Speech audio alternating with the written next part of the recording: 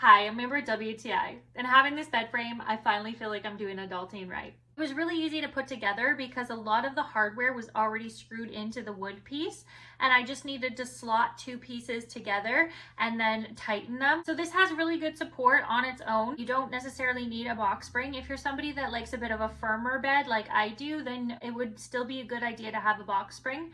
But what's really nice about this is that the slats that have the support for the platform, they are actually Velcro. The Velcro is not going to go anywhere on you. You're not going to end up wrecking your bed. The headboard is a bit shorter, so keep that in mind. If you're using a thicker mattress like I am, then you're going to want to make sure that you like the height of it.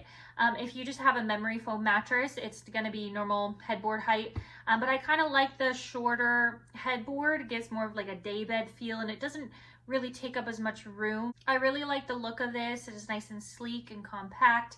I had a sleigh bed before and it was just too much. The one thing to note with this bed frame is the pieces come inside the headboard. So when you first get it, you'll think, oh, I don't have enough pieces. Their bed frame pieces are actually inside the headboard. You just have to unzip them.